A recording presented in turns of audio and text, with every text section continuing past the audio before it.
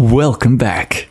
I'm thrilled that you returned to Season 2 of Steamy Stories, written by CALCIANO. I'm your host, Casey. Today, I'll be telling you about a dream man.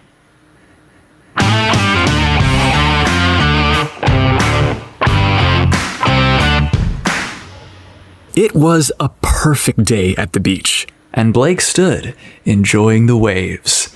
He was naturally slender, with a long, toned torso and smooth chest. His dark hair and large, soulful eyes gave him the appearance of someone who came from the tropics. Dressed in a tank top, shorts, and flip-flops, his youthful, casual good looks often drew the attention of the female sunbathers nearby. Blake knew the girls found him attractive, but he never used his appearance to gain favor with them. The day was coming to an end, and it was time to go home. Blake often drove his convertible Jeep down to the beach to get away and clear his head. He was a freshman on summer break from college. The beach was a short drive from his parents' house, with a series of bridges that connected it to the mainland. The road was desolate, and it was just him and his convertible. His mind drifted as the colors of the sky delighted him with a spectacular show. Suddenly, he noticed he wasn't alone. Just behind his car was a blue 1970s pickup truck.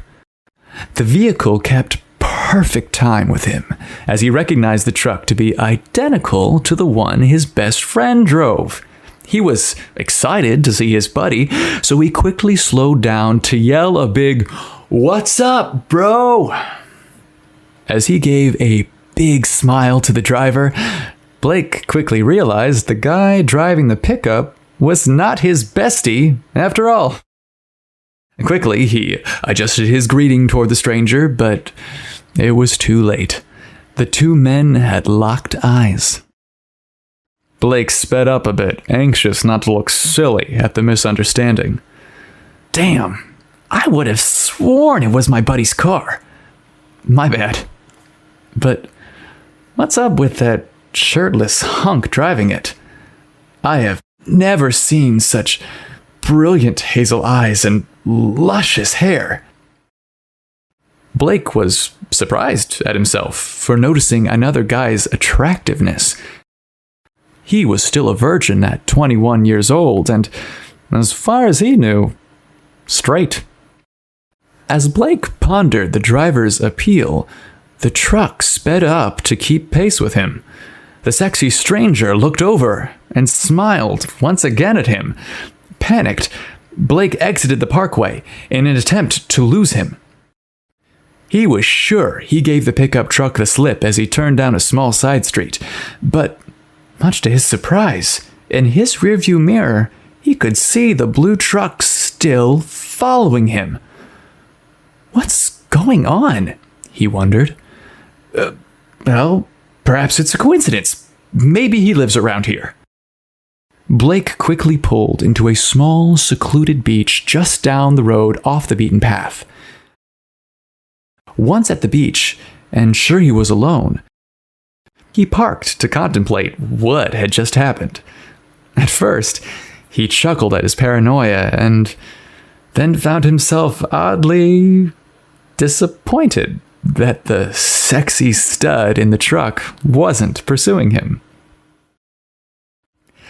As he observed the gorgeous sunset displaying itself before him, a glance in the rearview mirror revealed the blue pickup that was parking nearby. What the hell? Blake wondered. Could it be? Is this guy following me? The man got out of his vehicle and casually walked to the water's edge. He was only wearing jeans and flip-flops. His image cast a perfect and muscular silhouette against the setting sun as he gazed out towards the water. What is he doing? Blake had to know what was going on with this guy.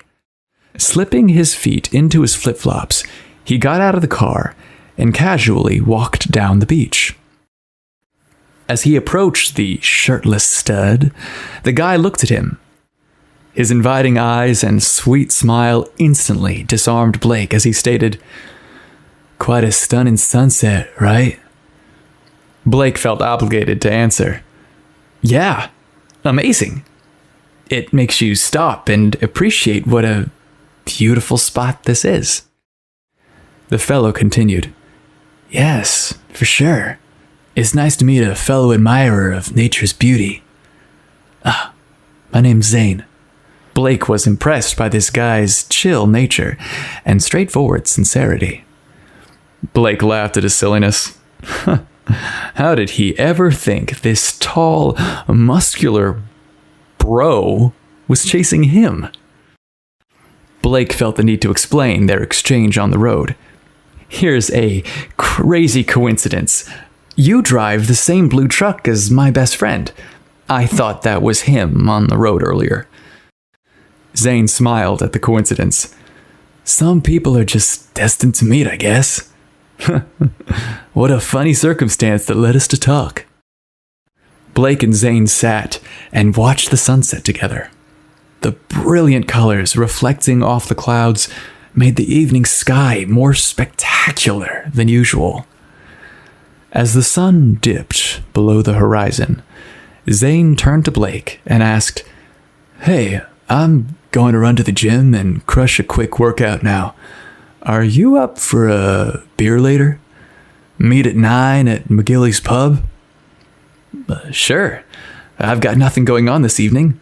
I'm down for a beer later," Blake agreed, surprising himself once again at how at ease he was with this stranger. "Awesome. See you then. Nice sharing the sunset with you," Zane smiled as he entered his truck and left. Blake couldn't help himself over the next few hours. He was constantly checking the time. At 8:30 p.m., he wondered if he should get there early to grab a beer to ease his nerves. Well, why am I even anxious in the first place? Blake showed up early to the bar and ordered a beer. As he finished it, he glanced at the time. It's now 9:10. Oh. Well, he's probably not going to show up. Should I split? No, I'll give this guy till 9:20 and I'm gone, he decided with a pang of disappointment. Blake ordered a second beer. It was 9:25 when he sipped the last of the brew. As he signaled the bartender for his check, a man's voice called out from behind, "I'm sorry about this. The gym was packed tonight and my workout took forever." Blake could see Zane's hair was wet, as was the button-down dress shirt he was wearing. The combination of water and sweat from his workout made his shirt translucent in parts, revealing his well-defined abs underneath. Zane obviously put some thought into his outfit and must have come straight from the shower at the gym. Blake recalled he was an attractive fellow, but somehow, standing there dressed in casual night attire, he looked hotter than he remembered. 20 minutes late is a dick move. My apologies. Beers for the rest of the night are on me. Great, Blake answered, since I just closed out my tab. Rather than taking a seat at the bar, Zane remained standing. We could stay here if you want, or we could get out of this place and have a few beers at my house. Up to you. Blake was impressed that Zane had his own place. How old are you? He inquired enthusiastically. Zane laughed. 26. Is that too old for you? He teased. Nah, I hang with people way older than that. I just was wondering. Not paying for beers sounds awesome. Let's do it. The two men made their way to the parking lot, and each to their respective cars. I don't live far. Follow me, but careful. A storm's coming. Blake jumped in his car, and no sooner was he inside when lightning and thunder flashed, and the rain began. The two men made their way to Zane's home. The front of the house had a long walkway, so they were wet from the downpour by the time they made it inside. "I'll get a towel so you can dry your hair, and your shirt if you'd like. In the meantime, make yourself at home. I don't have any roommates, so there's no need to worry about that." Zane disappeared to the linen closet as Blake looked around. This dude is loaded. Beautiful furniture, giant living room. His house is bigger than my parents'. Just then, a clap of thunder hit. The wind picked up, and the warm, moist breeze blew the curtains, causing them to flutter. Wow, that breeze feels good. And the sound of the rain is so, hypnotic. Music slowly filled the room. Zane had changed his shirt, so he was dry. He extended a beer and towel to Blake. Blake dried his shirt as best as he could and toweled off his hair. "Oh, you've certainly got an awesome place here. I gotta say, I'm impressed." Zane was mid-sip of beer when he answered as he made himself comfortable on the couch. "Thanks. I'm a landscape architect. It's modest, but cozy." Blake wasn't sure where to sit. Now, the seemingly obvious place was to sit next to Zane on the couch, since no other chairs were close by. "Cheers," Zane toasted as he clinked Blake's beer bottle. Blake was well on his way to finishing his third beer as the two young men settled in. With the music playing and billowing curtains from the driving rain, the atmosphere was oddly romantic. Zane leaned closer to Blake and asked, "So, if you don't mind me asking, what are you into?" Blake finished his beer and replied, Vintage comics, and I'm going to school to study architecture. Oh, and I love 80s hip-hop music. I've never heard of this artist, but it's great stuff." Zane laughed at the innocence of the reply. He then slid closer to Blake on the couch, and casually he placed his hand on Blake's thigh, preparing to suggest another musician he might enjoy. "What the hell?" Blake exploded as he stood up. "Did this dude just put his hand on my thigh? Is he making moves on me?" "Whoa, buddy, not cool. What do you think you're doing?" Zane was shocked. "I'm so sorry. I thought this would be okay." Zane slid back to the far end of the couch. Blake didn't make eye contact. "Oh, I didn't mean to overreact, but I've never been with a guy before. I didn't know this was how this kind of thing happened." Blake wondered if he had indeed led him on. Did he want to do this? Was Zane right to think he was interested? He looked over at Zane on the couch, his tight jeans and a t-shirt covering what he knew was an incredible body.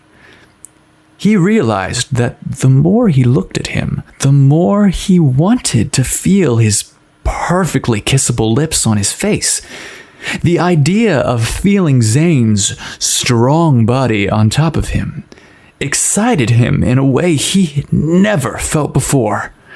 The mystery of what was in Zane's jeans intrigued him. Well, with a modest, calm voice, Blake took a sip of his beer and said, "You know, if you want to put your hand on my leg again, I won't freak out. Promise." Zane looked at him. "Are you sure?" Blake nodded a yes and prompted him to place his hand on his leg once again. He did so, and Blake chuckled modestly. "See? No freaking out." Zane smiled as his big, warm eyes looked deeply at Blake, gauging if he was interested in him going further. Zane gently brushed Blake's leg, placing his hand higher on his thigh, all the time watching to see how he reacted. Blake comfortably sat back as the excitement from Zane's touch thrilled him. Finally, he couldn't stand it any longer. Blake pinned Zane down onto the couch and passionately kissed him. Zane was shocked at the aggressive maneuver that had him immobilized on the sofa. Blake's been waiting years for this. And Zane was going to be the recipient of all his frustration. The two men engaged in a passionate embrace unlike any other either of them had experienced before. For the next few hours, Blake experimented doing all the things he'd only dreamt of doing. Zane was happy to be his first, and showed him just how sweet, tender, and gentle intimacy could be. Soon after midnight, the men parted ways. The storm subsided, and Blake went home exhausted and slipped into his bed. The following day, he awoke groggily from the deep slumber he enjoyed that night. As he laid in his bed, he smiled as he recalled the evening before. It seemed to be a dream. Was it real? The incredible, sexy older stranger, the gorgeous house, the billowing curtains in the rain, and, of course, the mind-blowing sex with a dude. As Blake searched for clues that would prove that last night's sultry sexcapade really happened, his phone chimed. No, a text. He rolled over in his bed to see who could be contacting him at this hour. The correspondence simply read, "I know it's early, but I wanted to tell you that last night was a blast. Here's my cell number.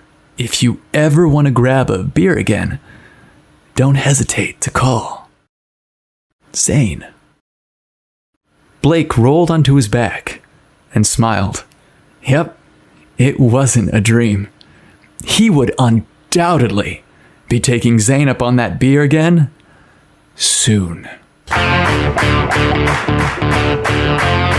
You're listening to Steamy Stories, written by CALCIANO. I hope you enjoyed today's tale. If so, please let us know. Drop us a comment or a few stars on Apple Podcasts or wherever you enjoy your podcast episodes. A good rating goes a long way in helping people find and subscribe to the podcast. Also, as I'm sure you know by now, Steamy Stories podcast is part of the Steam Room Stories universe.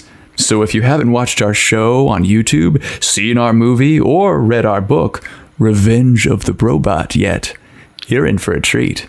They're all available on our website, steamroomstories.com. This has been Steamy Stories, written by CALCIANO and narrated by me, Casey. I hope you enjoyed today's episode, and join me again in 2 weeks for another Steamy Stories.